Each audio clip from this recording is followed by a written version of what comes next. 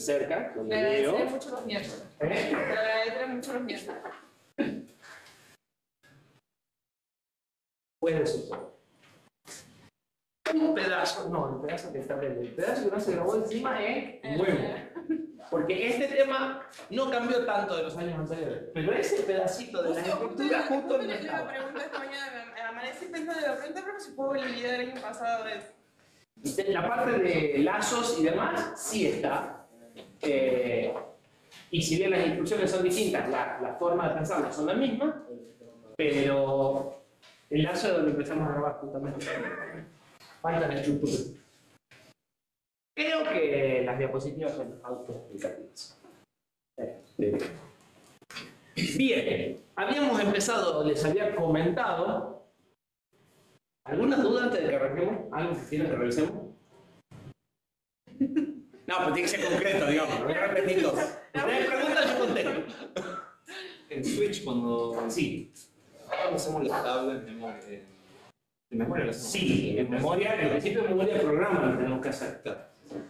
Hacemos la tabla esa y sí entiendo cómo hacer los saltos para el que, pero no cómo hace la comprobación de cuándo tiene que saltar. O sea, ¿dónde estaría la comparación del valor con el de No comparas, indexas. Como el caso es el 7, vas a buscar en la entrada 7 de la tabla. ¡Chao! Haces matemática. Entonces, Vamos a un ejemplo. ¿Pero qué más? Vamos a un ejemplo. ¿Sabe de entrada cuál es el dato que va a comparar? Es que no, sí sabes porque es una variable numérica.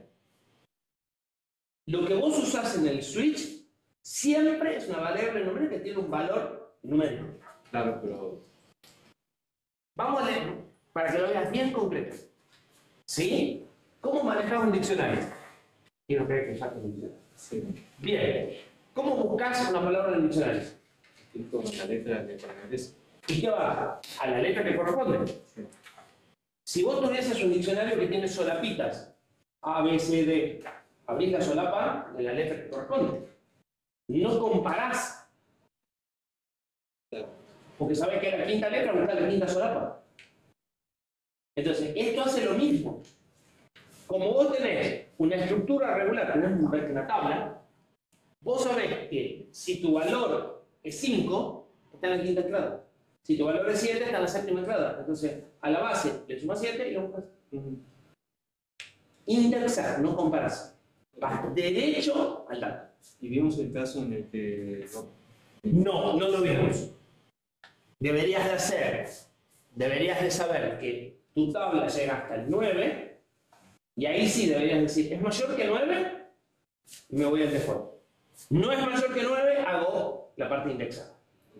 ¿Sí? O sea, lo que nosotros planteamos no tiene caso default. Y el default lo tenés que manejar distinto porque ya es cualquier valor que no está en la tabla. Entonces no podés usar la tabla. ¿Sí? Pero para la tabla haces matemáticas. Si es el quinto y acá está el 0, el quinto está acá. Y entras directamente a la quinta entrada. Y como lo que tenés es numérico, te permite hacerlo. Por eso es que el switch DC te exige una variable numérica. ¿Sí? Otros lenguajes tienen switch que admiten cosas que no sean numéricas. Puedes poner una cadena en el switch y decir si es sola y si en lo que hay se compara. Pero el switch DC es indexado. Ese proceso se llama indexar. Entras con un índice, vas directamente al elemento que vos querés sin comparar con todos los intermedios. Bien, ¿alguna otra duda? Bueno. Habíamos terminado la parte de algoritmos, por decir de alguna forma, ¿sí? O de estructuras, que es una de las cosas que necesitamos para programar, y íbamos a empezar a ver algo de la gestión de memoria del compilador y que a nosotros nos conviene evitar. Nosotros podemos hacer un desastre con la memoria, pero en general nos conviene o apuntamos a entender cómo funciona el compilador y si tenemos que programar en Assembler o convivir con el compilador, hoy por hoy casi nadie programa en Assembler. Sin embargo, hay pequeños fragmentos de código del sistema operativo que se tienen que programar en Assembler. A veces, para optimizar velocidad, se programa en Assembler y vas a convivir con un compilador. Entonces, es muy importante entender cómo son las reglas de uso de la memoria y de paso de parámetros y un montón de cosas que vamos a ver como para poder convivir con un compilador, escribir un fragmento en C dentro de un programa, un fragmento en Assembler dentro de un programa escrito en otro lenguaje. ¿Sí? En general, las reglas responden al compilador de C, que es el primer compilador que se escribe para cualquier arquitectura, y todo el resto se pliegan al compilador de C. ¿Sí? El compilador de C y casi todos los compiladores dividen el área en tres fragmentos, el área de memoria de datos, o sea, la memoria RAM, en tres fragmentos.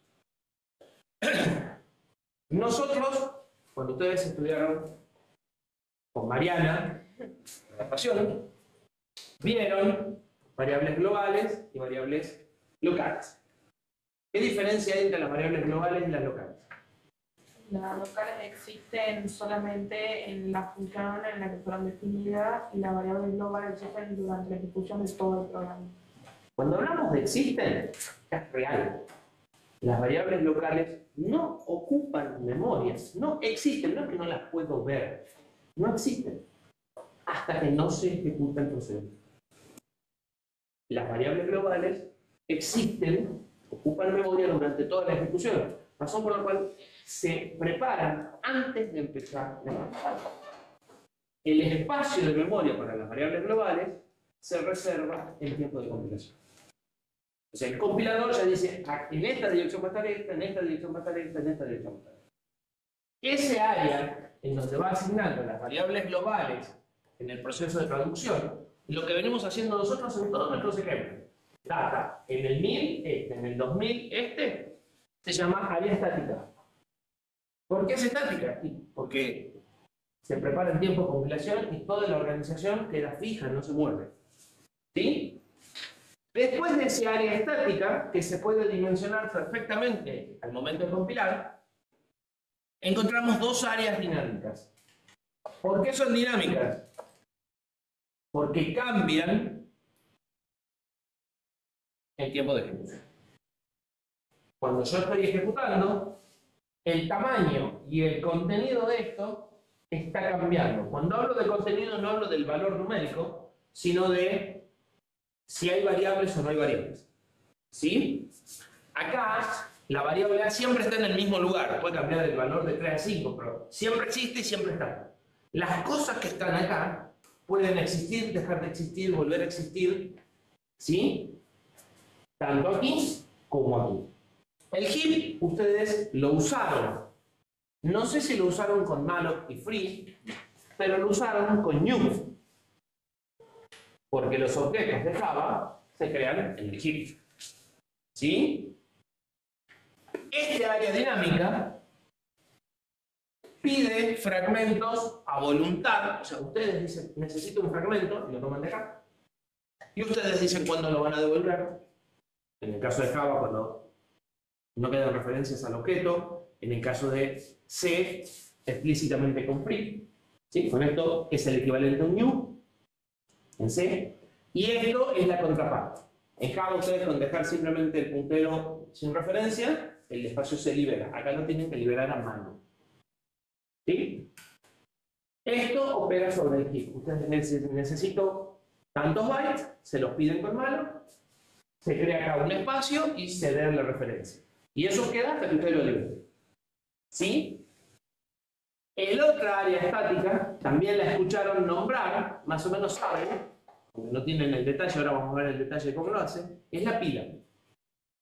Saben que en la pila se pasan argumentos y saben que en la pila se ponen las variables locales.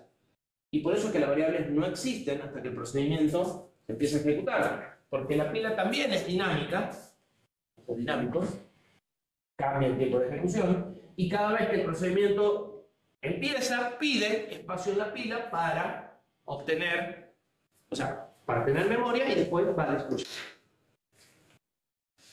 Como esas áreas son dinámicas y no se puede predecir de entrada cuánto tamaño van a ocupar, el compilador hace que el heap crezca hacia abajo, o sea, cada vez que voy pidiendo va tomando direcciones más altas, y el stack lo manda al final y cada vez que voy pidiendo cosas crecen hacia arriba. tiene mucha incidencia en cómo funciona la ejecución de los programas, a diferencia del heap, que es una comodidad para el programador. Básicamente nosotros podemos tener un procesador sin heap, pero no podemos tener un procesador sin stack. ¿Sí? La asignación y destrucción de memoria en el heap es voluntaria, mientras que la asignación y destrucción en el stack es más ordenada y sigue ciertas reglas. ¿Sí? Por eso esto es una pila y por esto cualquier cosa. ¿Sí? Bien, ustedes conocen pilas. Y esta pila sigue las mismas reglas que las pilas de estructura de datos que ustedes vieron. ¿Cómo funciona una pila?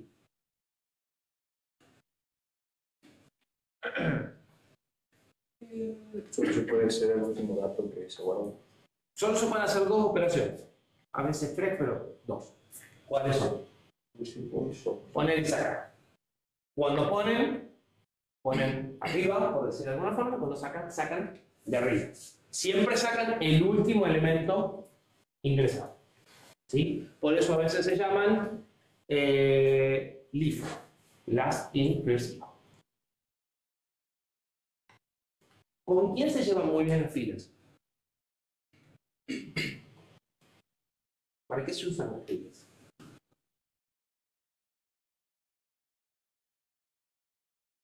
¿Para qué les hicieron usar pilas en los fracasos de computadora? ¿Recursivas? Sí, pero hay algo que se lleva muy bien. Si ven las operaciones, Recursividad. Para más genérico, instrucciones. Para ir. para árboles. Y las estructuras, o sea, los operadores matemáticos, cuando vos los pensás, forman un árbol. Las pilas sirven para recorrer árboles. ¿Por qué? Porque para volver hacia atrás, tengo que ir tomando las bifurcaciones justo al revés de como las fui guardando. Entonces yo voy guardando qué rama tomé en una pila, puedo volver. ¿Sí? Bien. Y las llamadas a subrutina, las llamadas funciones son árboles. Una función llama esta y esta. Esta llama esta, ¿sí? Entonces va a estar involucrada en cómo vuelvo de las funciones. Y por eso es que son tan importantes. Bien, sirve para explorar árboles y restaurar el camino de origen. Explorar es poder volver o poder decir por acá ya fui, entonces ahora bifurco para otro lado. O sea, se pueden usar para explorar todo el árbol o para encontrar caminos y poder volver hacia atrás. ¿Sí? ¿Cómo implementan una pila en software? No me digan una lista enlazada. La lista enlazada es una opción, pero hay otra opción más sencilla que supongo que le hicieron también. Arreglo. ¿Y qué más? Porque necesitan algo más que una regla.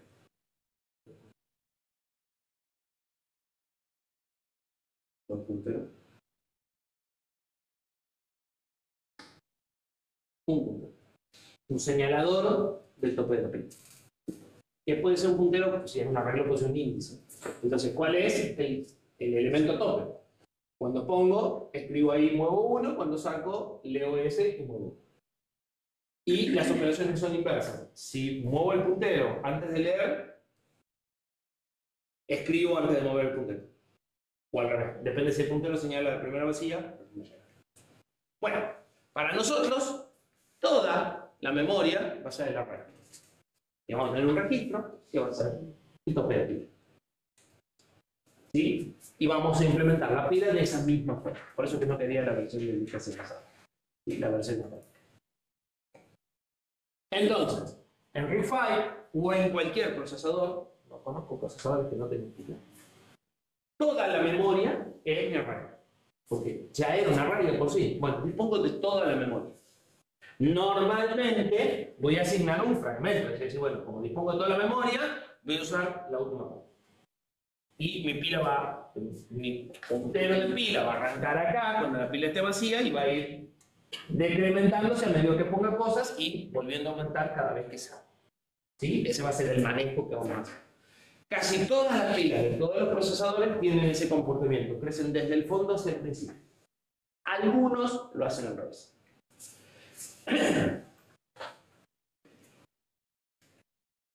En todos los procesadores existe un puntero de pila.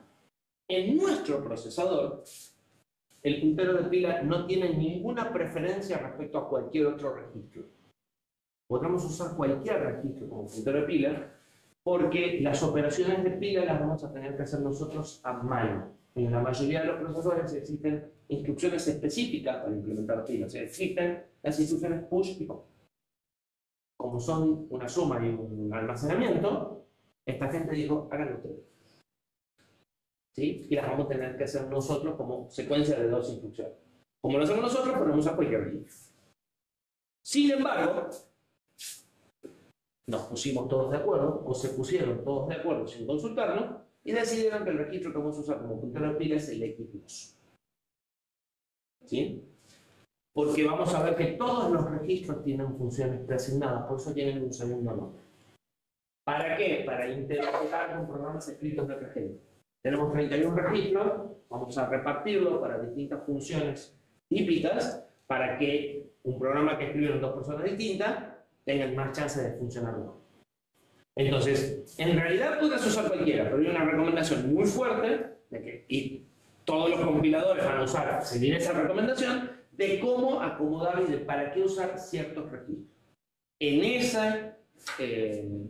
esa asignación de funciones, a X2 le tocó ser el puntero de pila. ¿Sí? Razón por la cual a partir de acá lo vamos a empezar a llamar SP. Stack Pointer en lugar de X2. ¿Podemos llamarlo X2? Seguimos llamándolo X2. ¿Sí? Pero le vamos a cambiar el nombre para que sea más fácil acordarnos cuál es. O sea, en lugar de acordarnos qué es lo, directamente el nombre nos está diciendo que este es el puntero de pila. ¿Sí? Bien. Para nosotros, el SP señala el último lugar ocupado. ¿Sí? De la pila. A diferencia de otros procesadores, o sea, si ven estas diapositivas del año pasado, van a encontrar las instrucciones push y pop. Nosotros no tenemos las instrucciones push y pop, las tenemos que hacer a mano. No son muy complicadas. Porque, ¿qué podemos guardar nosotros en la pila? Registro. ¿Sí? Nuestra memoria es de 4 bytes, nuestros registros son de 4 bytes, vamos a guardar registros. ¿Sí? Si tenemos que guardar cosas más complejas como un array, lo vamos a ir guardando como secuencias de bytes, de cadenas o de caracteres, pero si son bytes, vamos a tener que combinar los 4 bytes en un registro y recién guardar. Aunque en realidad podemos guardar cualquier cosa. Entonces, si vamos a guardar un registro y nosotros tenemos el primer lugar ocupado, cuando hacemos un push, primero tenemos que mover el puntero del primer ocupado al primer vacío y recién escribir usando el puntero de pila como referencia. Y si queremos hacer un pop, bueno, sacamos, porque ya está señalado, y movemos al que sigue. Y si quisiéramos hacer un top, que a veces aparece como operación, no hacemos eso.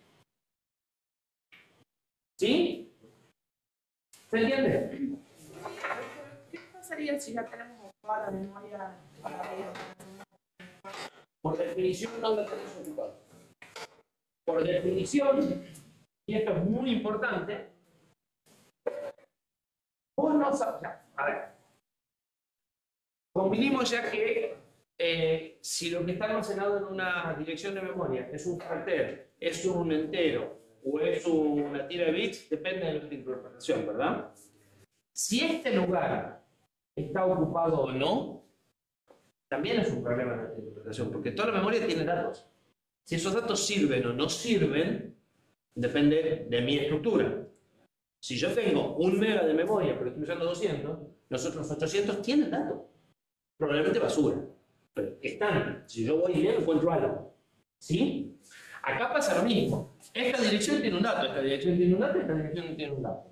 Yo me organicé para que del puntero de pila para abajo, esos datos son útiles. Del puntero de pila para arriba, esos datos son basura. Exactamente igual que en el array, digamos. O sea, yo creo un array de 10. Tengo 13 ocupados. Los 7 a la derecha del señalador no tienen nada útil. seguro tienen un valor, el que estuvo antes en la pila, pero en el momento en que yo moví el puntero, eso está borrado. ¿Sí? Acá es lo mismo. Lo que pasa es que soy más libre de hacer desastres, ¿no? Pero, por definición, del puntero de pila para abajo hay datos útiles que tengo que preservar, del puntero de pila para arriba, ya esos datos no salen. En el momento en el que hice esto, este dato que estaba en memoria dejó de ser útil. Por eso, si quisiera hacer un top, solo hago esto, pero no hago esto. En cuanto moví el puntero, ese dato está muerto para mí. Y es muy importante que lo entiendan, porque después vamos a ver que podremos tener algunos problemas si no seguimos bien esa regla.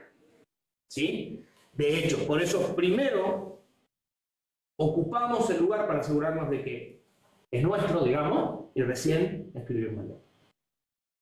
¿Sí? Ustedes podrán hacer esto al revés con 4SP. No. Primero ocupan el lugar y después actualizan el valor. Sacan el valor y revuelven el lugar, porque todo lo que esté por encima del puntero de pila es susceptible de ser destruido en cualquier momento. ¿Sí? Bien.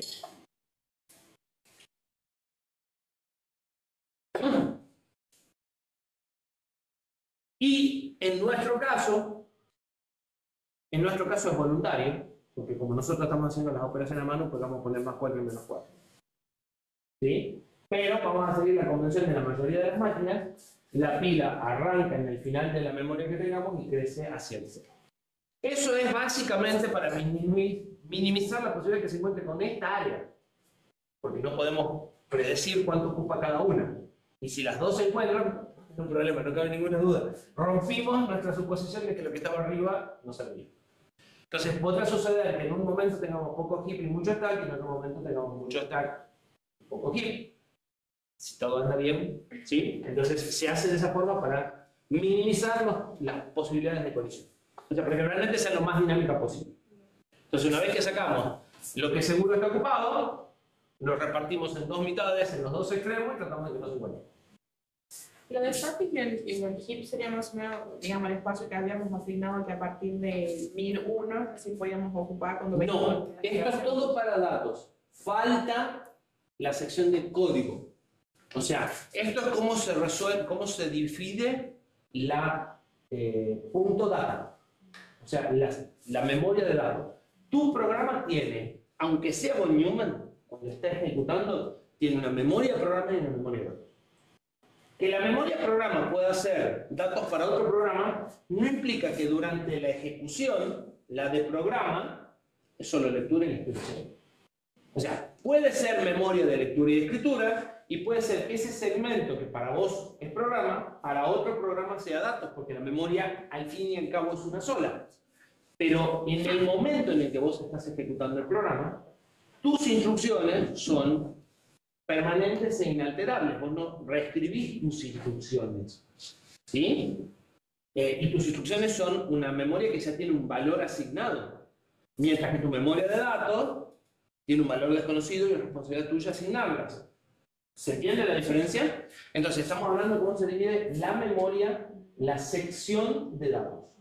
¿Sí? La sección del código tiene un tratamiento diferente. Bien.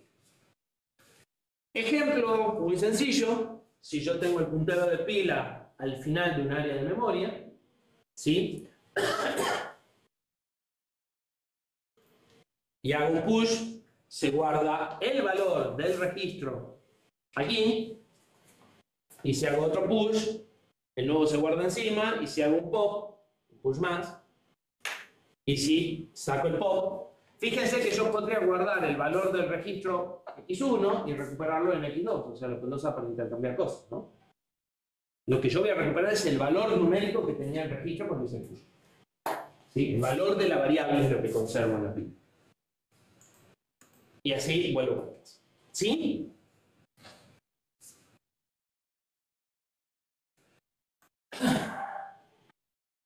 Como nosotros tenemos que hacer las operaciones a mano, si tenemos que guardar varias cosas en la pila, podemos optimizar la secuencia y reservar espacio para tres cosas y guardarlas en el primero, segundo y tercer lugar. ¿Sí? O sacar la que está 3 lugares abajo, la que está 2 lugares abajo, la que está 1, el versión de. Y fíjense que en lugar de hacer 3 cargas y 3 sumas, hice 3 cargas y una suma. ¿Sí? Entonces, está bien, tuve que trabajar más, pero bajé el tiempo de ejecución. Es una de las razones por las cuales nos dijeron hacerlo mal. ¿Sí? De nuevo, primero reservo el espacio de todo. Una vez que lo reservé, esos 3 son míos. Y acá primero saco y recién deshago. ¿Sí? Fíjense que una vez que reservé, lo estoy manejando como si fuera un array. No hay mucha diferencia. Es respecto al señalador, el primero, el segundo y el tercero. ¿Sí? Las diferencias entre si estoy haciendo un push o generé espacio y ahora estoy haciendo como si fuera un array son muy subjetivas. ¿Sí? A la larga todo termina funcionando más o menos de la misma forma. Bien. ¿Para qué sirve esto? Esto está muy vinculado a llamadas a funciones. Nosotros, en el lenguaje C y en cualquier lenguaje, ustedes tienen funciones, procedimientos, métodos, como lo quieran llamar.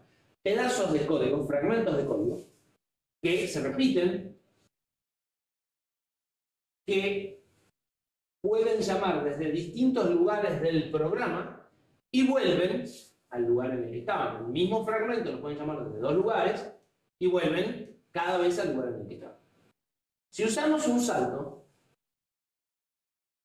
el salto va a ir, pero cuando tenga que volver, con un salto voy a volver siempre al mismo lugar, no voy a volver a 2 lugares distintos.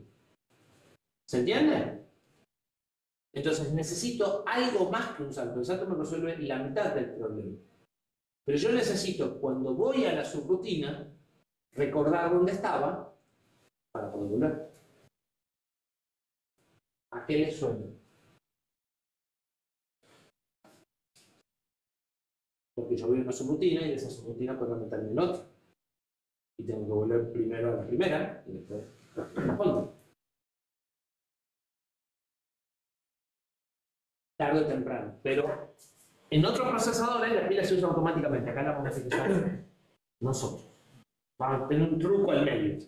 ¿Sí? Pero a la larga la pila está vinculada a poder llamar un procedimiento, de ahí un procedimiento y después volver a los puntos que corresponden. Cuando salto, voy a terminar guardando en algún momento la pila y cuando vuelva voy a recuperar de la pila.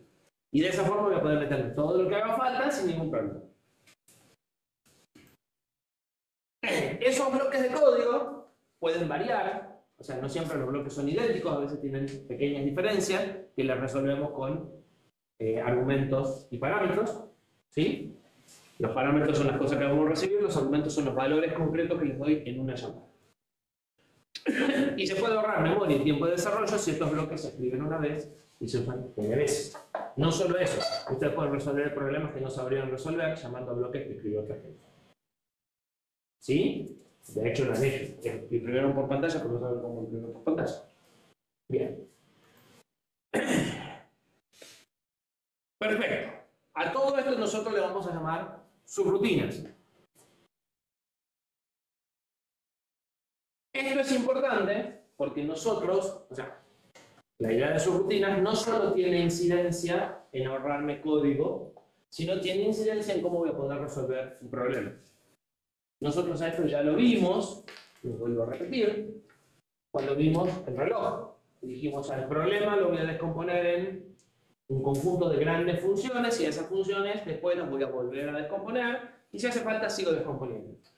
También dijimos más o menos cuántas cosas puedo manejar al mismo tiempo, alrededor de 7. Tengo que dividir en más o menos 7 componentes. ¿Sí? Y esos componentes, cuando estamos hablando de código, van a ser subrutinas.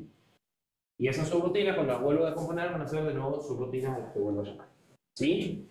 Cuando diseño, voy de los módulos más generales a los módulos más específicos. Cuando construyo, voy de los más específicos a los más generales. O sea, construyo los módulos más sencillos, los más chiquitos, y voy integrando. Y de nuevo tengo un árbol, ¿no? en lo que es mi diseño. Esto permite trabajar en equipo y reutilizar. Pero para reutilizar, necesito estandarización. Necesito que las subrutinas reciben siempre las cosas más o menos de la misma forma. ¿Sí? Si cada uno lo escribe de una forma distinta, va a ser muy difícil utilizar código de otra persona. ¿Sí?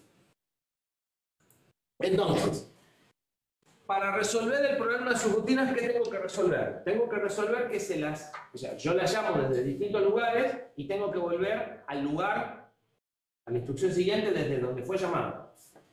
¿Sí? Entonces se la convoca y deben saber de dónde fueron llamadas para poder volver al mismo lugar.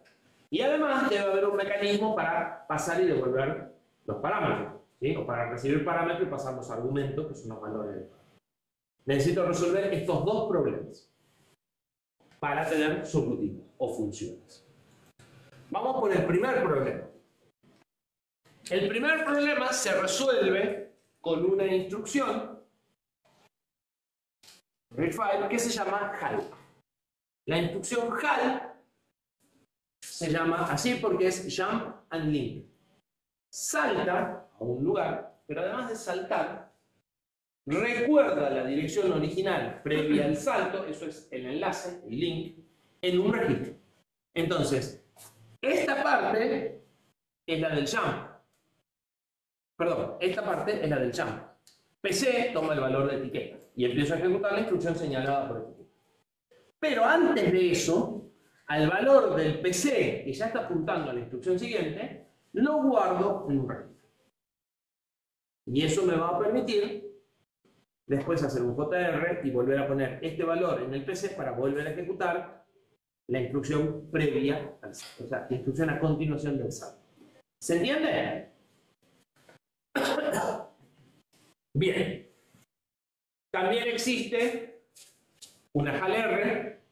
La diferencia es que ahora al PC le doy el valor de un registro más un desplazamiento en lugar de un desplazamiento. Se involucra un registro. Por ejemplo, para hacer algo como el switch. Ahora vamos a ver cómo se usan, no se preocupen. Para terminar la subrutina, tengo que recuperar el valor que había guardado en el registro. Y para eso tengo la HAL-R. Si uso ARS, que es el registro que había guardado acá, como fuente, con la constante 0, voy a ir a lo que guardé, que es C más 4, y como esta también enlaza porque es HAL, le digo que al resultado actual del PC lo ponga en el registro 0, que no guarda nada, descarto el resultado actual del PC. ¿Sí? Entonces, HAL-R con 0, RS 0, lo único efectivo que hace, o sea, hace esto, pero a la larga, hace esto. Porque, o sea, es esta. Esto no lo hace porque esto es 0, entonces esto en realidad se descarta. Esto es 0, entonces lo único que me queda útil es esto.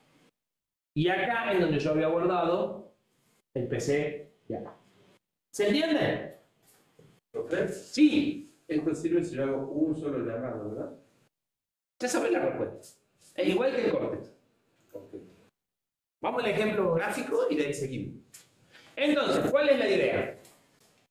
Tengo el PC, este es mi programa principal.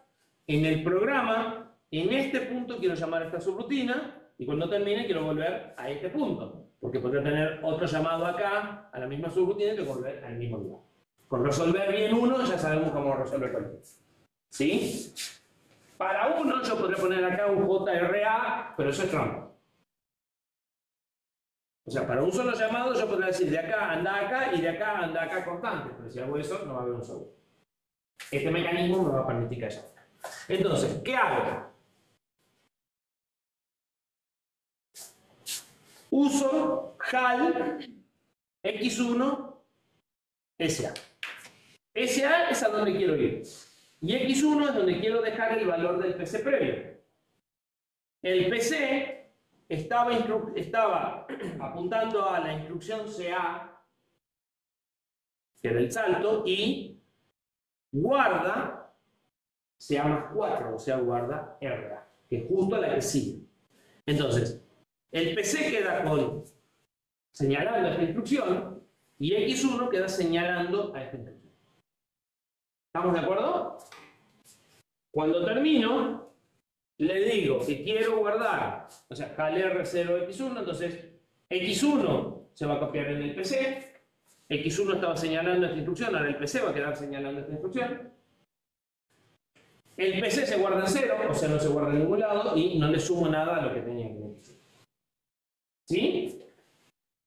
Ahora, como ya se adelantaron, esto me sirve para una, o me sirve para más de una.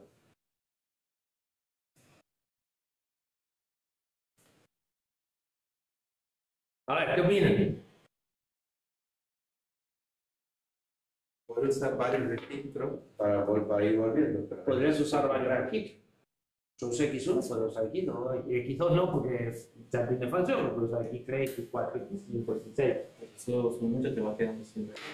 No suena muy bien, ¿verdad? Claro. O sea, sí, está bien que tengo 31 registros, pero no sé si llamaré 31 veces anidado, pero igual me hace ruido. Bien. Así como está, no puedo llamar a 2 veces, porque si uso siempre X1, la segunda destruye el punto de retorno de la primera. O sea, si siempre guardo el X1, solo voy a poder volver una vez. Para resolver esto, puedo usar otro registro, pero eso no es escalable, en algún momento se me van a acabar los registros, por más de que tenga 32. Y entonces la solución es la pila. Y la solución real va a ser, estamos en la misma situación, cuando el PC está en CA, ejecuto el HAL, salto a esta instrucción, que es SA, guardo la dirección de retorno en el registro X1, y como esta subrutina sabe que va a llamar a otra subrutina, ella se encarga de guardar el X1 en la pila, al inicio. Entonces ahora va a ser un push de X1. No importa que haya en la pila y no importa dónde esté, va a guardar el RA, que es el valor de la dirección de retorno, acá, y va a mover un puntero de pila. ¿Sí? Todavía sigue estando en X1. Cuando llegue el PC a CI y haga la segunda llamada a su rutina, ahora me va a quedar el PC apuntando a la segunda subrutina y RI guardado en X1. ¿Sí? Este pedazo es el que ya habíamos visto.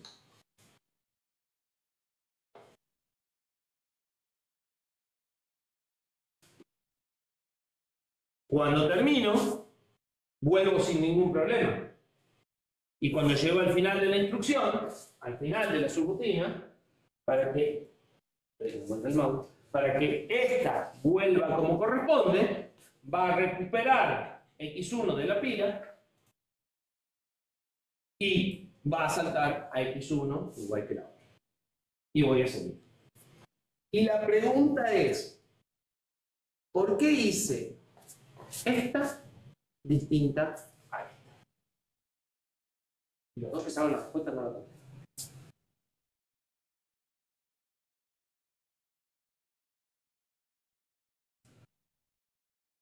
¿Qué tiene de diferencia aquella respecto a esta? En las subrutinas.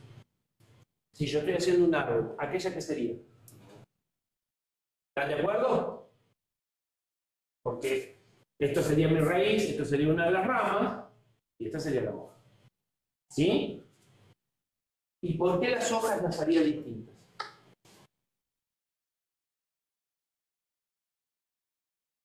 Ya no tienen así. ¿Cuál de las dos es más rápido? ¿En cuál de las dos el llamado y la vuelta a la subrutina es más rápido? ¿En esta o en esta? O sea, ¿esta versión es más rápida, más lenta o igual que esta versión? ¿Por qué? Tiene más operaciones. Más grave. ¿Qué dijimos en la memoria? Que es más lento que los La registros. memoria es mucho más lenta que los registros. Hacer un push lleva tiempo. Significativo y problemas además de tiempo. ¿Sí? Entonces, estoy evitando hacer push en las hojas. Solo en las hojas. ¿Por qué? A ver quién se da cuenta. No es fácil darse cuenta. Pasaban como 35 años para que alguien se diera cuenta. Yo tengo que guardar. O sea, ¿qué sucede si yo anido 4 subrutinas? O sea, tengo una A que llama una B, una B que llama una C que llama una D. ¿Cuántas son de este esquema y cuántas son de este esquema? De las 4, 3 son así y una es así. Bueno, claro, las 4 así está. Una sola, la última es la que yo tengo aquí. De hecho, la mayoría de los procesadores viejos guardan directamente en la pila. El equivalente a esta instrucción guarda en la pila, no en una pila. Si total lo que termina guardando en la pila. Porque resulta que hay muchas hojas. En esta llamada lineal hay una sola. Pero cuando yo hago el árbol, ¿qué hay más? ¿Hojas o intermedios? Hojas. Entonces resulta que no estoy optimizando una de 4. Estoy optimizando 80 del 100. Lo que pasa es que cuando lo veo así, no te das cuenta. Recién cuando dibujas todas las llamadas de todas las subrutinas en forma de árbol, te das cuenta que el árbol tiene muchas más hojas que ramas intermedias, y esto te está permitiendo optimizar o aumentar la velocidad de todas las hojas. Entonces, en este esquema aparece una, pero en realidad no es una, son un montón. Porque es muy probable que esta llame a 3 o 4 y vos solo llames a una. Las 3 o 4 que llamó en distintos lugares están optimizadas. Entonces, ¿por qué guardamos en un registro y solo en uno? Para optimizar la velocidad de las hojas, que a la larga son muchas más que las intermedias. Porque en realidad nunca vamos a anidar demasiado. ¿Sí? Entonces, si bien no vamos a anidar demasiado y podemos usar registros, no vamos a usar registros. Solo vamos a usar registros para la última. Y así tenga 2 niveles de anidamiento, acá voy a usar en general. ¿Sí? ¿Se entiende? Este esquema puede anidar todo lo que ustedes quieran. Bien. Se están durmiendo. Tenemos los dos niveles de anidamiento. O sea, tendríamos una más en el medio. Sí. Sería el tipo de la segunda, ¿verdad?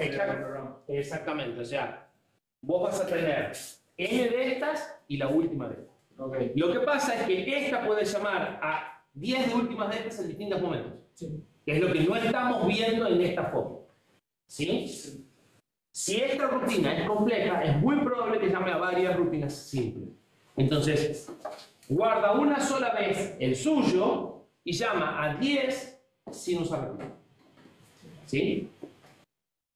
De 11 llamados, 10 los hice sin rutina.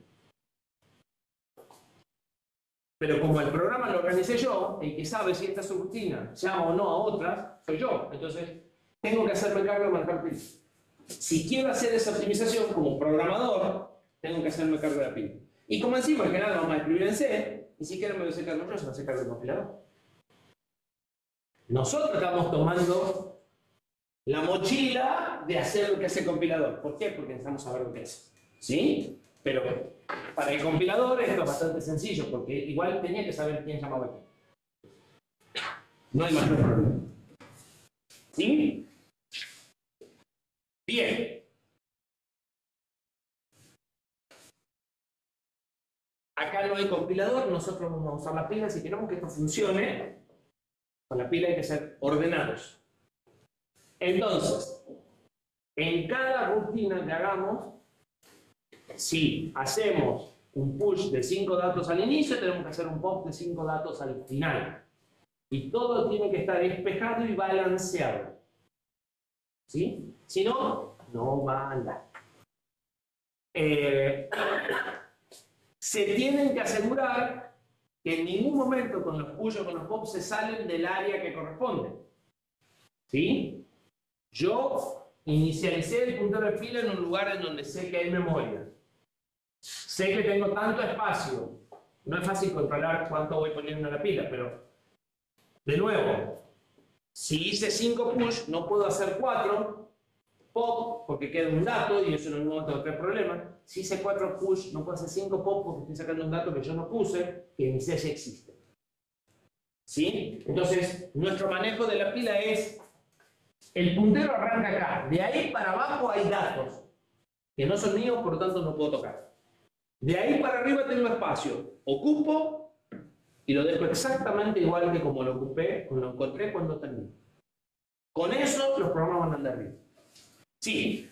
En el caso que hagamos un push o un pop y demás, el programa nos va a dejar ensamblar y va a ser... Sí, te va a dejar ejecutar y en algún momento va a hacer algo que no debía porque va a buscar un dato, que es un dato distinto. Por ahí tenés tanta desgracia que en algún momento querés sacar datos de una dirección de memoria que no existe porque te fuiste a sacar datos por debajo de la última dirección que existe y te da un error en tiempo de ejecución. Pero a nivel ensamblado él nos lleva un montón de que hay en la pila. Es más, el compilador de C nos lleva un montón de que hay en la pila.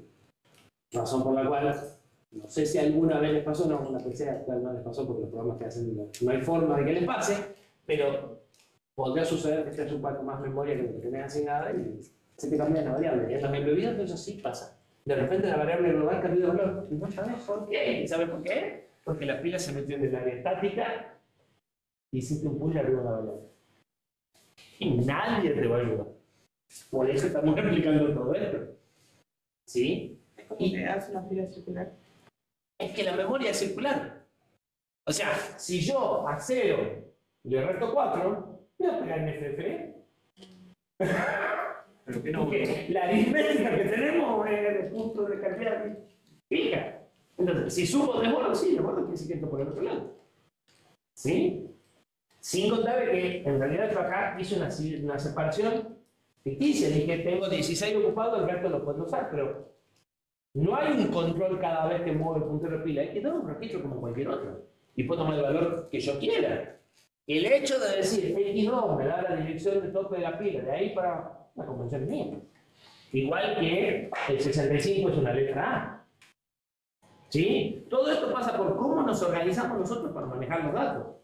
Lo que tengo es un señalador, que ni siquiera es un señalador, puede ser un número también. Lo estoy considerando en la dirección de memoria y estoy diciendo en esa dirección de memoria, de ahí las direcciones que siguen tienen datos que no tengo que tocar, de ahí para abajo no, y cada vez que pongo un dato voy a subir 4. O sea, son todas convenciones de cómo voy a utilizar los 4 recursos que tengo, que es lo que realmente tengo. ¿Se entiende? O sea, a partir de esos registros de guardar un valor de 32 bits, venimos construyendo un montón de cosas que son convenciones mágicas. Por eso no es software, no es una cosa impalpable, es un... Vamos a usarlo de esta manera y todos lo vemos de esa manera. En realidad, vamos de vuelta, son números. ¿Sí? Entonces, acá tenemos el control de hacer mucho desastre.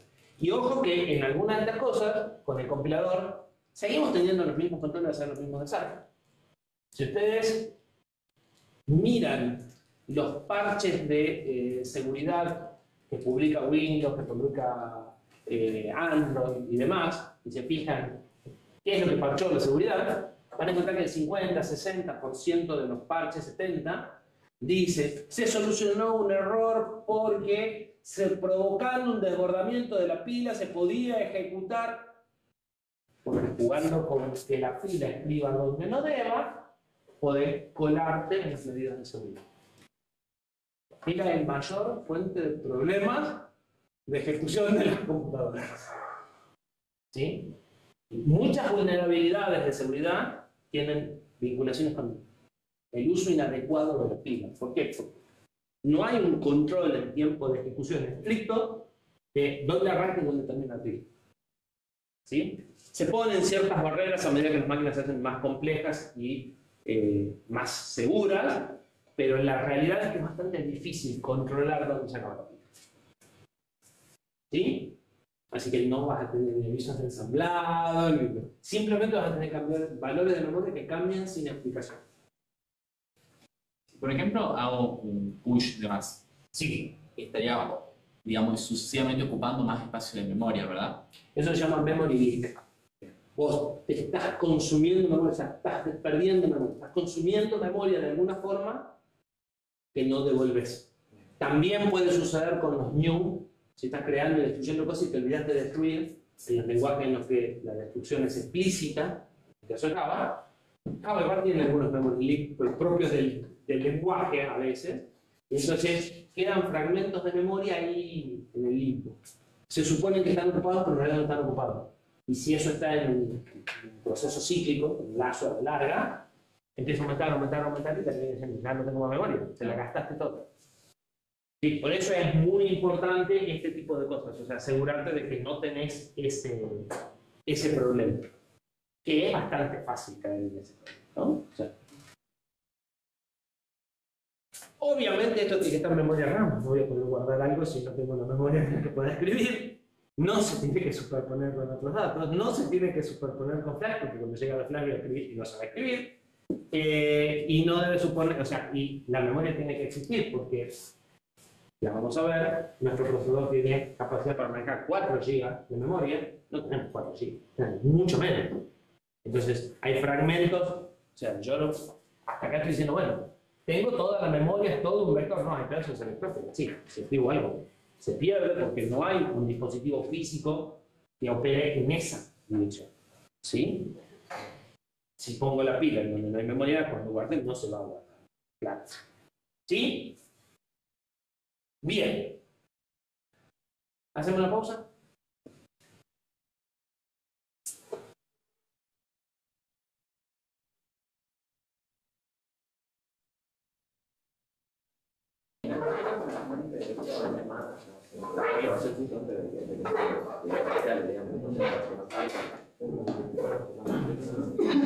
Bueno,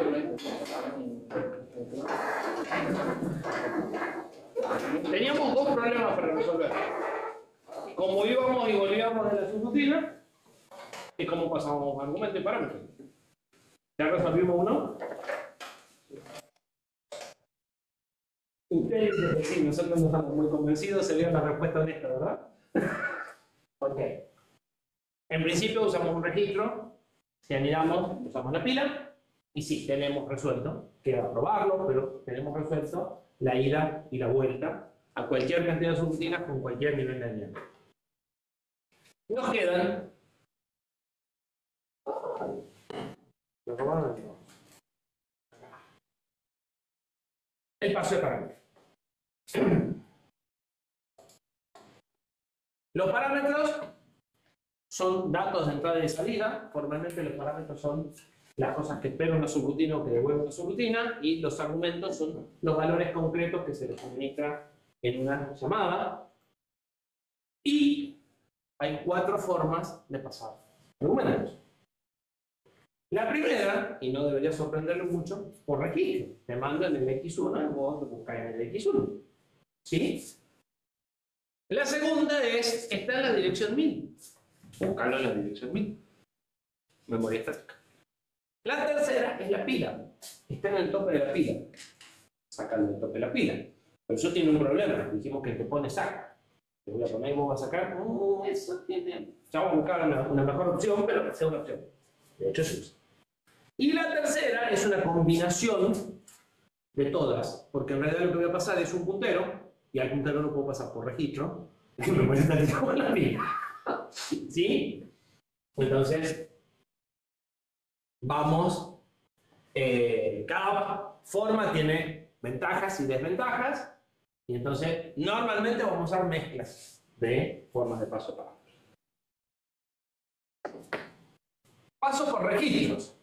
Los parámetros se almacenan en el registro del propósito general antes de llamar a la subrutina, y es la forma más simple y rápida de llamar a una subrutina, o sea, de pasarle argumentos a la subrutina.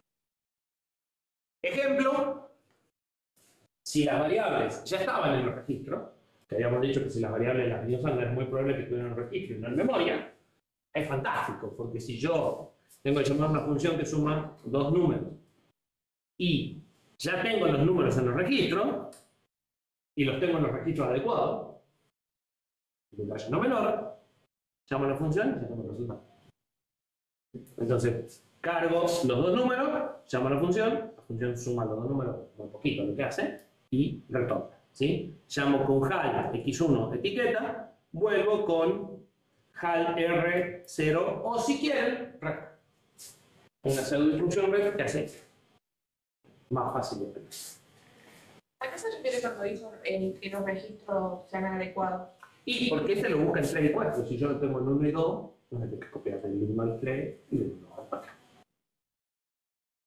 Y como esta los espera en un lugar, esta los tiene que dejar donde esta los espera. Por eso es que habíamos dicho que vos tenés que estandarizar dónde ponemos las cosas, porque si no, vos lo pones en el 3 y 4, en el 3 y 5, en el 7 y 9, y reutilizarlo es un problema. ¿Sí? Esas van a ser las funciones como se asignan los registros. Yo te dije que todos los registros van a tener más o menos un propósito. Bueno, vamos a empezar a ver dónde ponemos las cosas y dónde sacamos las cosas. Para que sea un poco más fácil. Si las variables estuvieran en memoria, bueno, se complica un poquito, aunque nada que no hayamos visto. Ahora tengo dos variables en memoria, voy a tener que apuntar a la variable, cargar el valor, apuntar a la variable, cargar el valor y recién llego. ¿Sí?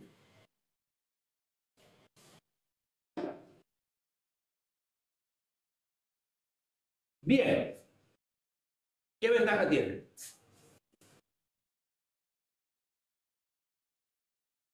Es rápido. Es rápido. ¿Qué más? Es fácil. Es fácil. La cosa, que sea fácil es una ventaja, siempre. Créanme. ¿Sí? Es simple. ¿Y qué desventaja tiene? Que tenemos un límite que podemos mandar. Sí, aunque tengamos 32 registros. O sea, bueno, 30 y 30, porque ya perdimos dos. Perdimos el SP, que ya no lo podemos usar por cualquier cosa, y perdimos el 0, y en realidad también perdimos el X1. Porque el X2 es la pila, ¿y saben qué es el X1? La dirección de retorno. ¿Se acuerdan que en el ejemplo yo usé X1 para guardar? Bueno, siempre vamos a usar X1. Y también le vamos cambiando. Por eso X2 es la pila. Así que tenemos 29 ya. Ya perdimos 3 en el camino, pero todavía son muchos. ¿Qué otro problema tenemos? ¿Cómo pasa una cadena de caracteres por registro?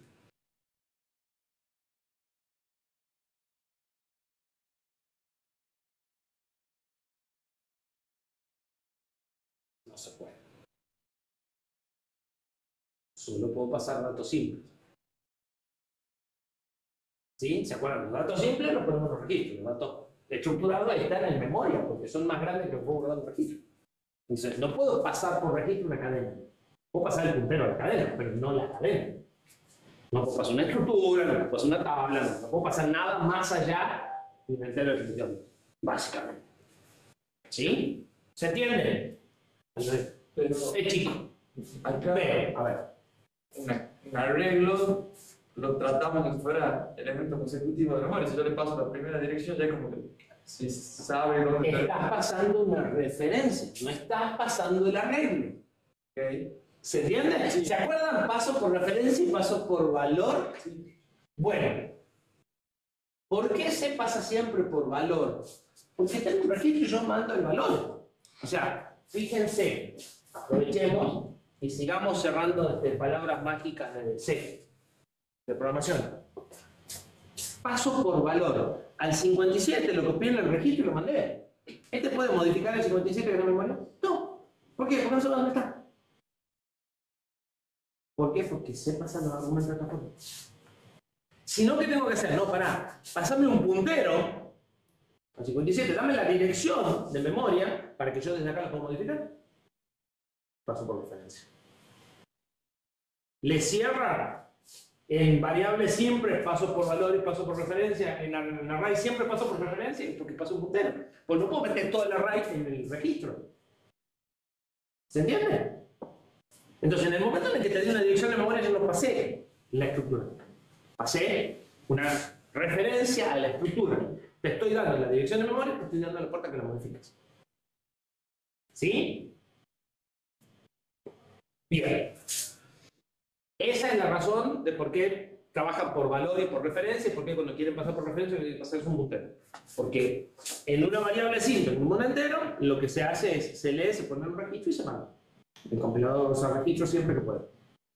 ¿Sí? Y entonces lo que tengo es una copia del valor, y si lo modifico, modifico el registro, y la memoria sigue con el valor original. Bien.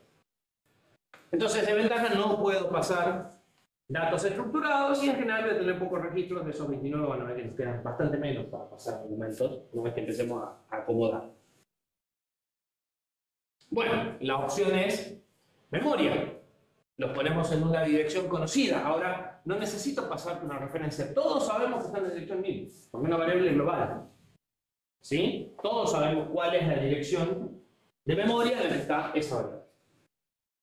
Bueno, los parámetros se almacenan en una dirección conocida por el programa principal y la subrutina. O sea, ambos saben cuál es la dirección de memoria.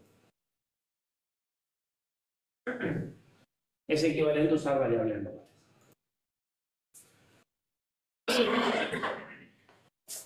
Tengo tres variables.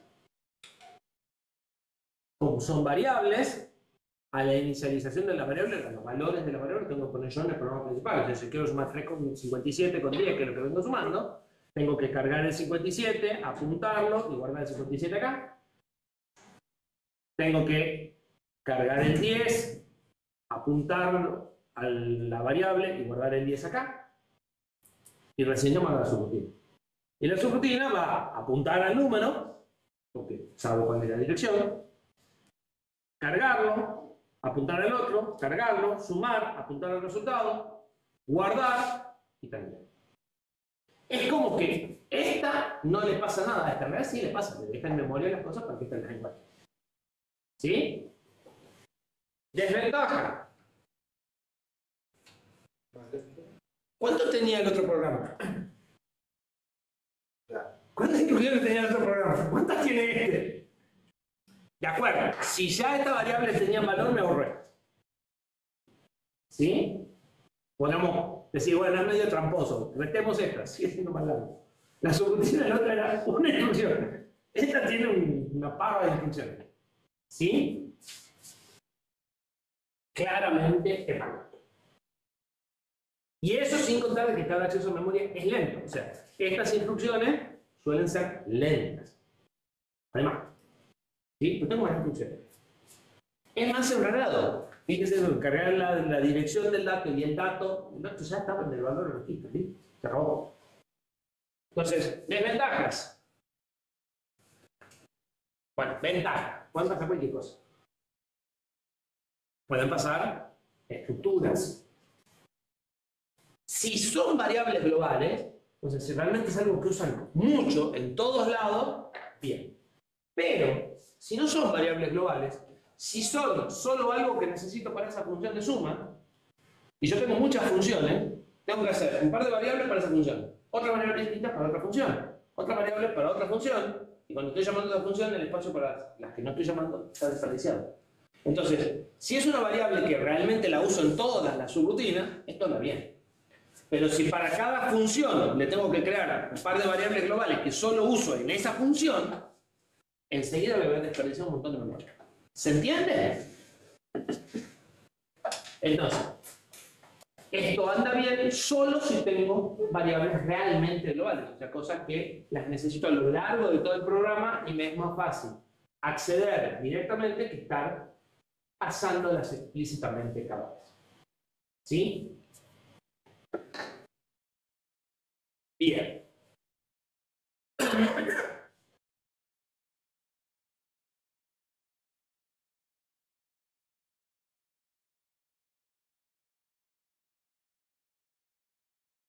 Una opción a el paso en parámetros por memoria es usar lo que serían estructuras. Yo recién pasé 3 variables. Como pasé 3 variables, tenía que 3 veces apuntar y cargar. Si quiero pasar un argumento a esta, lo que puedo hacer es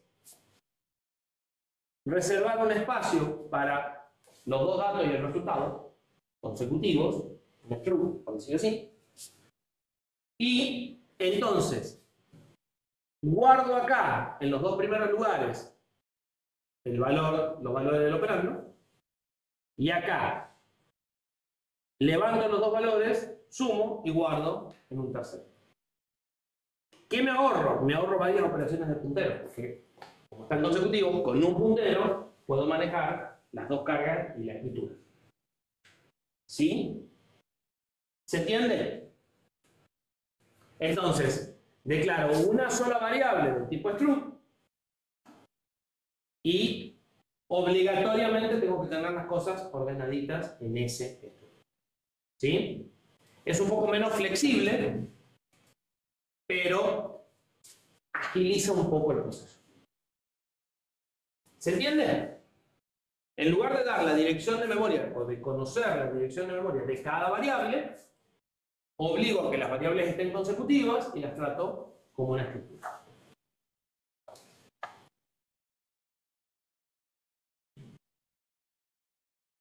Bien. La otra opción es guardarlas en la pila. Pongo cosas en la pila y la subrutina las saca de la pila.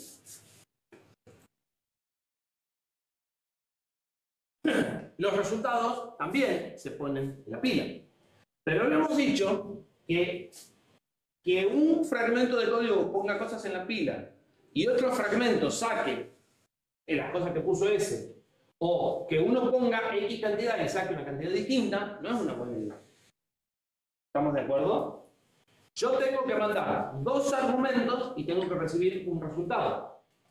Entonces, el programa que llama a la subrutina, que convoca, debería ser dos push, la subrutina debería ser dos pop, un push, y el programa debería ser un pop después. ¿Qué podría malir sal? Dice Gustavo Juan. ¿Sí? Entonces, normalmente vamos a hacer una cosa distinta. Normalmente, el que convoca va a hacer espacio en la pila para los argumentos y para el resultado.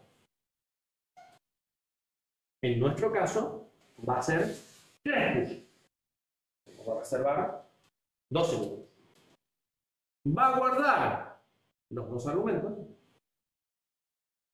Y este no va a ser pop. Va a usar al puntero de pila como puntero y va a acceder a +4, +8, va a guardar el +0, o sea, no va a tocar la pila. Le vas a ver que de la pila 1, 2 o 3 abajo, pero como no tiene obligación de sacarlo, porque en realidad la pila no existe, va a usar el señalador de pila como referencia y va a acceder parecido a lo que hacíamos antes. Pero en lugar de ser una dirección fija, la dirección puede ir cambiando porque es la que está en la pila.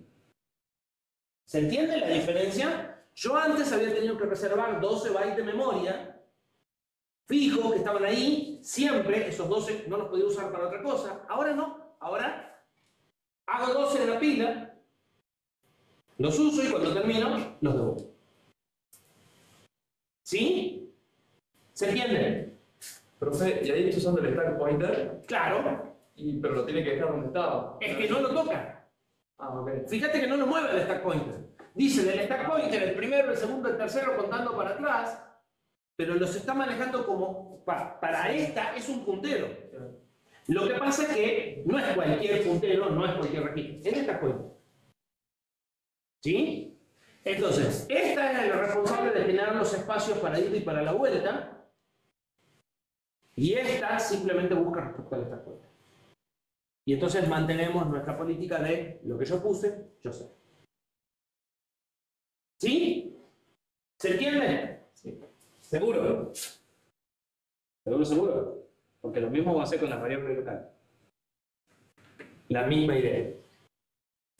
De esta forma estamos reservando espacio dinámicamente.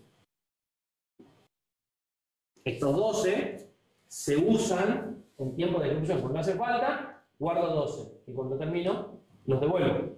En el esquema anterior,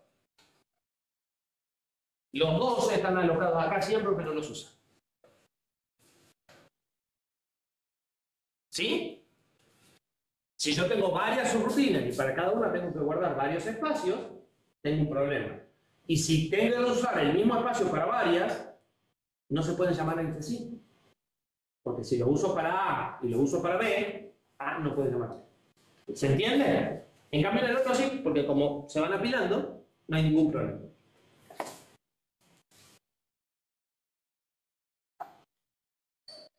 Bien.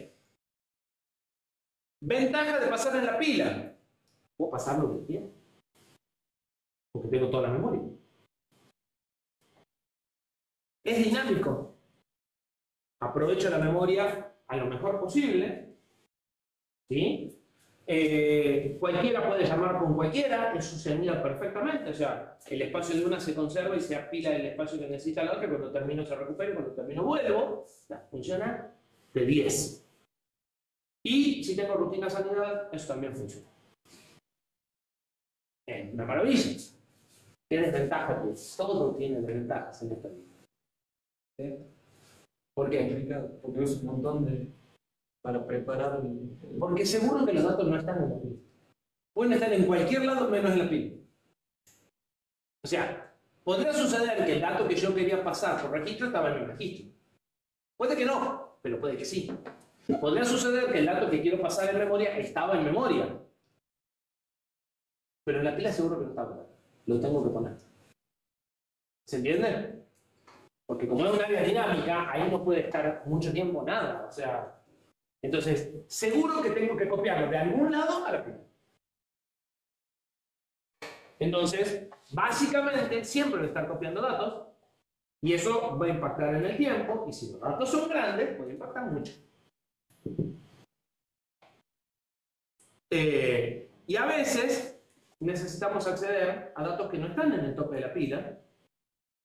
Bueno, con este procesador no tenemos mucho problema porque como en realidad no tiene ni push ni pop, no hay drama, nos vamos a juntar el pila y nos vamos a indexar. Pero en otros procesadores es un problemita. En esto no es un grave problema. Detalle anecdótico. En el compilador de C, los array no se pueden pasar por valor. Siempre se pasa el puntero. Pero las estructuras sí se pueden pasar por valor. ¿Y saben qué se hace cuando se pasa una estructura por valor? Se copia entera en la pila. O sea, la estructura está en memoria. Se copia toda esa estructura en la pila y esa es la que se usa. ¿Sí? Por eso le deben de haber dicho, nunca pasen estructuras por valor aunque se pueda. Porque ahí, ¿no les dijeron? Porque ahí sí es grande y ahí sí lleva tiempo. O sea, hay estructuras chiquitas, pero las estructuras tienen que ser voluminosas. ¿Sí? Entonces, en las estructuras, el compilador sí hace la copia. En los arrays se niega a hacer la copia. No hay forma de que haga la copia en la pila cuando lo que estoy usando es un array. Pero en las estructuras sí lo es. Bien. Todas vienen teniendo problemas. ¿Sí? Todas tienen ventajas y todas tienen desventajas. La posibilidad, la que muchas veces vamos a terminar usando, en realidad, que es un poco la mezcla de todo, es la de memoria andaba bien. ¿Sí? Sí, los datos estaban en memoria. El problema era que yo tenía que reservar memoria para cada uno y eso era un fiasco. ¿Sí? Entonces, si yo tengo una estructura o tengo un array, lo que sería bueno es pasarle un puntero para decir dónde empieza. ¿Sí? Y entonces no tengo que mover los datos. Y como un puntero entra en un registro, no puedo pasar. ¿Sí? Entonces, eso es el paso por referencia a esa memoria. Se genera un bloque. Ese bloque puede ser de tamaño fijo o de tamaño variable. Si es de tamaño fijo, paso la dirección de inicio del bloque. Si es de tamaño variable, paso la dirección de tamaño. ¿Sí? Depende de lo que esté haciendo. Y lo pongo en uno o dos registros. Si me quedé sin registros, pongo uno o dos enteros en el pila. ¿Sí? Son datos chiquitos. Y la subrutina se encarga a partir de esa información de acceder a ese bloque. Pero como ese bloque, yo le estoy diciendo dónde está, puede ser, ya puedo reutilizar bloques sin mayores problemas. ¿Sí? Y puedo pasarle la referencia donde ya están los datos originales y no tener que hacer copias porque lo tengo acá, pero lo necesito acá. ¿Sí? Entonces, y si la subrutina entrega un bloque, bueno, es lo mismo. ¿Sí? Normalmente el programa que llama se encarga de preparar los dos bloques y decirle, acá están tus datos, acá me tenés que dejar el resultado.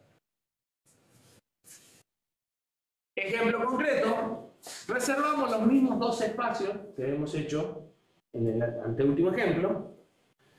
Tomamos la dirección, guardamos datos, igual, pero ahora esta no usa base, usa X3. En X3 me viene la dirección del bloque. Entonces yo a veces lo puedo poner en base, a veces lo puedo poner en otro lado, ¿sí? Y esta utiliza un registro como señalador del espacio en el que tiene que trabajar. Puede recibir un señalador a una estructura o puede recibir 3 señaladores a 3 variables. Eso ya es un problema de cómo la voy a usar habitualmente. ¿Sí? Pero entonces lo que estoy pasando es ni más ni menos que un puntero a la dirección de memoria en donde está el dato. Y a ese puntero lo puedo pasar por pila o por registro. ¿Sí? Con lo cual esto es una combinación de los anteriores.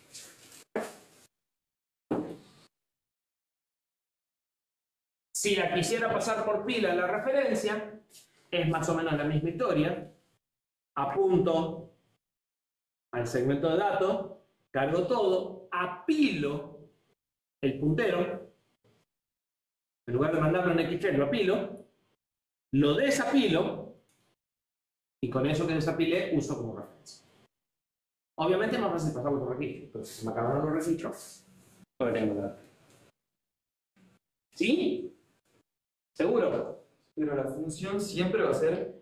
La función tiene un comportamiento, ¿no? O sea, normalmente las reglas de juego de esto son: la función fija un comportamiento y el llamador se tiene que acomodar al comportamiento de la función. ¿Sí? Y se supone que vos diseñás el comportamiento que es más o menos óptimo para el contexto del problema que vas a resolver. Entonces, si vos tenés que buscar datos en una estructura, es probable que recibas un solo puntero. Si vos tenés que sumar 3 variables, es más probable que recibas 3 punteros a las 3 variables que un solo puntero y que las 3 variables tengan que ser consecutivas. ¿Por qué? Porque es poco probable que las 3 variables tengan consecutivas. ¿Se entiende? Entonces, las reglas de qué vas a poner vos como, recibir vos como parámetros, cómo lo vas a recibir, las fija la subrutina, pero en general en el contexto de cómo se la va a usar después.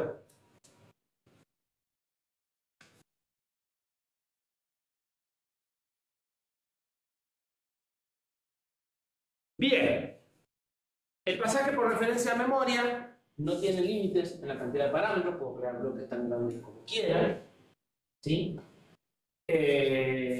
Puedo crear una estructura con un montón de punteros o un montón de bloques. Si hiciera falta pasar solo el puntero a la estructura que tiene todos los punteros, tuviese que recibir 200 punteros distintos, abro un arreglo de 200 punteros y paso el puntero al arreglo de 200 punteros. O sea, y puedo hacer así la locura que quiero. ¿Sí? No hay problemas de anidamiento si usamos la pila y el programa principal en principio no gasta tiempo moviendo datos de un lugar a otro porque lo que pasa es directamente las referencias a donde están los datos. Siempre que la subrutina ya sea más o menos bien diseñada, ¿no? Desventajas. Es más complicado. En algunos casos puede ser un poco más lento. Si yo tenía que tomar un dato simple y ya lo tenía en un registro, bajarlo a memoria para que el otro lo lea, es más lento que pasarse en un registro directamente. Pero si el dato es un dato que está en memoria estructurado, esto es más eficiente que cualquier otra cosa. Nadie dice que se tenga que usar un solo método, entonces por ahí a un argumento lo recibo de una forma y a otro argumento lo recibo de otra. Tengo que buscar un carácter en una cadena. ¿Cómo recibo la cadena?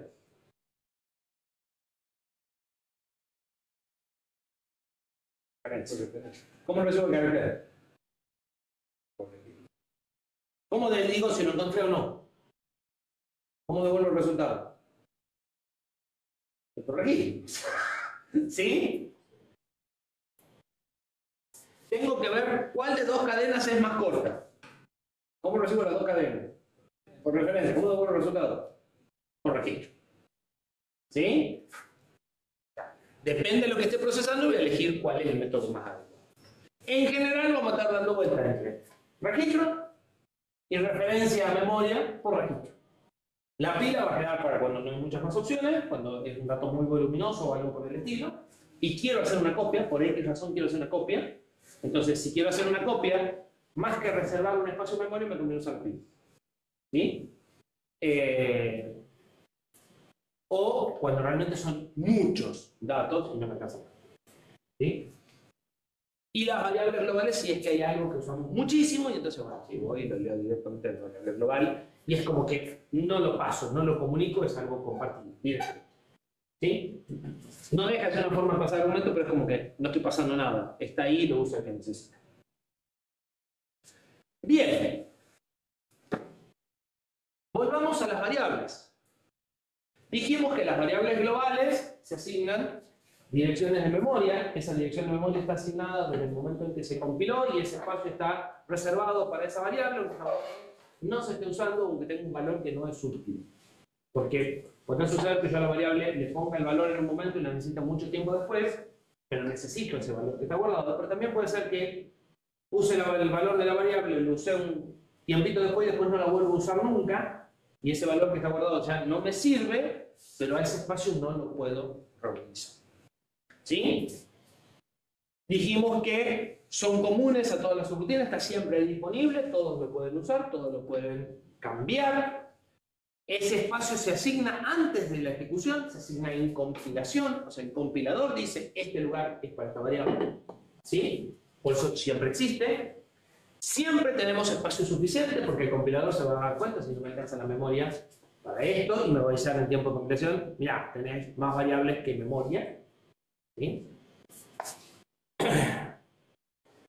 Ese espacio permanece ocupado durante toda la ejecución para esa variable, en los sistemas embebidos durante toda la vida, porque siempre estamos ejecutando el mismo programa.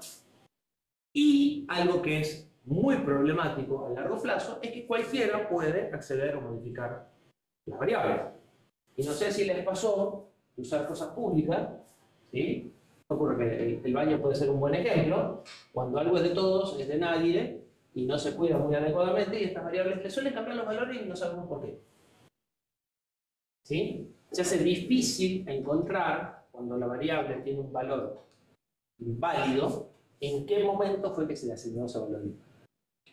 Porque como puede ser cualquier lugar del código, un código extenso y complejo, de repente la variable toma un valor raro en cierta situación y reproducir y encontrar eso es complicado, porque tengo que ver todo el código. Y dijimos que para ver cosas complejas, simultáneamente nuestro cerebro no funciona bien. Nuestro cerebro funciona bien cuando nos focalizamos en cosas relativamente cortas. ¿Sí? Entonces nos convienen las variables locales porque el problema está confinado a este procedimiento. Cuando tengo que resolver, a ver, el kernel de Linux, no sé exactamente cuántas líneas de código tiene, pero demora cerca de 5 horas en compilarse. Son muchos millones de líneas de código para buscar qué línea de código cambia una variable global. ¿Se entiende? Entonces, las variables globales no son una buena forma de escalar. Cuando el programa se vuelve más complejo, las variables globales me empiezan a generar problemas. ¿Sí? Por eso tratamos de no usarlas. Sin embargo, hay ciertas cosas que solo se van a poder resolver con una variable global. Y no hay otra forma. Pero las vamos a evitar. La vamos a evitar por el uso ineficiente de memoria y la vamos a evitar por los problemas de depuración y escalamiento que va a tener en algún momento el software. La alternativa son las variables locales. Y como en 3 minutos voy a tener que empezar a correrme, vamos a dejar las variables locales para mí. ¿Sí?